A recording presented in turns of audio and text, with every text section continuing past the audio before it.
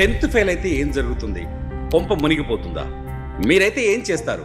పోనీ మీ పిల్లలు ఫెయిల్ అయితే ఏం చేస్తారు? జీవితం ఇక అక్కడితో ఆగిపోతుందా? 10th ఫెయిల్ అయితే కొంపలేం మునగవు.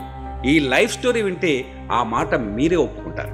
ఫెయిల్యూర్ నుంచి సక్సెస్కి బాటలు వేసి ప్రపంచ బిలీనియర్స్లో, అలానే భారత సంపన్నుల్లో, తెలుగు నేలపై కోటీశ్వరుల్లో ఒకరిగా నిలిచారు ఆ ఇన్స్పైరింగ్ పర్సనాలిటీ గ్రంథి మల్లికార్జునరావు. ఈ సక్సెస్ స్టోరీ చూసే ప్రతి ఒక్కరూ వీళ్లలాగే జీవితంలో మీరు సక్సెస్ అవ్వాలని 6JVR మనస్ఫూర్తిగా కోరుకుంటోంది. South India famous astrologist and gemologist Lakshmi Ganapathi Rao Jamalapuram 6JVR ద్వారా ఇండియాలో అతి తక్కువ ధరకే నవరత్నాలను, జాతిరత్నాలను అందిస్తున్నారు. పూర్తి డీటెయిల్స్ కోసం కింది నెంబర్కి కాల్ చేయండి. GMR పెద్దగా పరిచయం అక్కర్లేని పేరుది. తెలుగు వారికి సుపరిచితం. వ్యాపార వర్గాల్లో దేశంలో ఆయన పేరు తెలియని వారు ఉండరు. శ్రీకాకుళం జిల్లాలో ఒక చిన్న పల్లె నుంచి అంతర్జాతీయ స్థాయి కంపెనీని నిర్మించేంత వరకు ఆయన ప్రతి అడుగు ఎంతో మందికి స్ఫూర్తిమంతం. ఈ స్టోరీ 1970లో మొదలవుతుంది. శ్రీకాకుళం జిల్లా రాజాంలో గ్రంథి మల్లికార్జునరావు 10వ తరగతి ఫెయిల్ అయ్యాక తండ్రి నిర్వహించే వ్యాపారంలో పాలు పంచుకోవాల్సి వచ్చింది. 2 ఏళ్ల పాటు కుటుంబ వ్యాపారం చూశాక తల్లిని ప్రాధేయపడి మళ్ళీ బడిబాట పట్టాడు GMR. అనుభవం నేర్పిన పాఠంతో ఇక వెనుదిరిగి చూసుకోలేదు.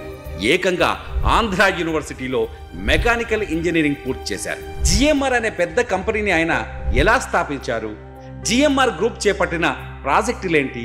గ్రంథి మల్లికార్జునరావు సక్సెస్కు టర్నింగ్ పాయింట్ ఏంటి?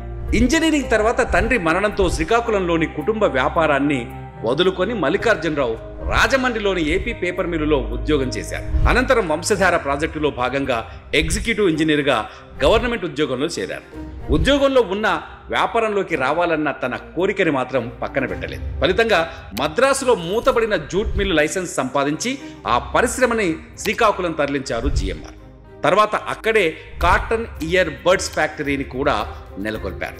వ్యాపారాన్ని ప్రారంభించడం కంటే ఎప్పుడు దాని నుంచి తప్పుకోవాలో తెలుసుకోవడమే తెలివైన బిజినెస్ మ్యాన్ లక్షణం. క్రమక్రమంగా తన వ్యాపారాన్ని విస్తరిస్తూ వెళ్లిన GMR వాటిని అమ్మేయడంలోనూ అదే సూత్రాన్ని పాటించారు.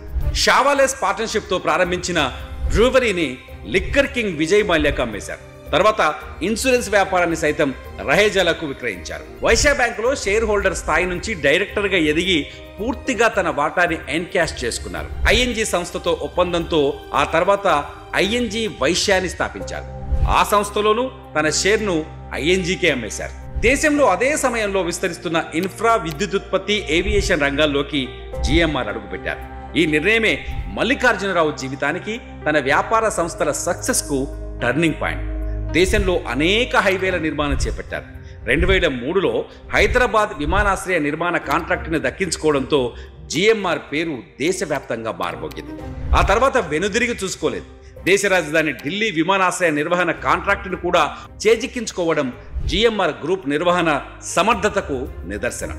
హైదరాబాద్, ఢిల్లీ, గోవా విమానాశ్రయాలతో పాటు Turkey, Maldives, Indonesia, Greece, Philippines దేశాల్లో కూడా విమానాశ్రయాలను నిర్మించి GMR టాప్ ఎయిర్పోర్ట్ డెవలపర్స్గా పేరు తెచ్చుకుంది. ప్రస్తుతం GMR సంస్థ 7 దేశాల్లో తన కార్యకలాపాలను నిర్వర్తిస్తోంది. ఏపీలో ప్రతిష్టాత్మక భోగాపురం ఎయిర్పోర్టును కూడా GMR గ్రూపే నిర్మిస్తోంది. దేశంలో అత్యంత ప్రతిష్టాత్మకమైన హైవేల నిర్వహణలోనూ GMR ముద్ర అద్వితీయం. విద్యుత్ రంగంలో నాన్ కన్వెన్షనల్ అండ్ రిన్యూవబుల్ ఎనర్జీస్తో ఈ గ్రూప్ సక్సెస్ సాధించి 10 రాష్ట్రాల్లో సేవలు అందిస్తోంది. ఈ విజయాలతో ఒక దశలో దేశంలోని సంపన్నుల్లో టాప్ 15లో చోటు దక్కించుకున్నారు GMR. 10వ తరగతి ఫస్ట్ అటెంప్ట్లో పాస్ కాలేని వ్యక్తి ఇన్ని విజయాలు ఎలా సాధించారు? టాటాలు, బిర్లాలతో పోటీపడి ప్రపంచ స్థాయి వ్యాపార సామ్రాజ్యాన్ని ఎలా స్థాపించారు? దీనికి గ్రంథి మల్లికార్జునరావు చెప్పే ఒకే ఒక్క సమాధానం: ట్రెండ్. ప్రపంచ పరిణామాల్ని ముందే గమనించి బిజినెస్ ట్రెండ్కి తగ్గట్టుగా వ్యాపార వ్యూహాల్ని మార్చుకోవడమే తన సక్సెస్ సీక్రెట్ అంటారు. GMR జర్నీని గమనించిన వారు ఎవరైనా ఇది ఒప్పుకుంటారు.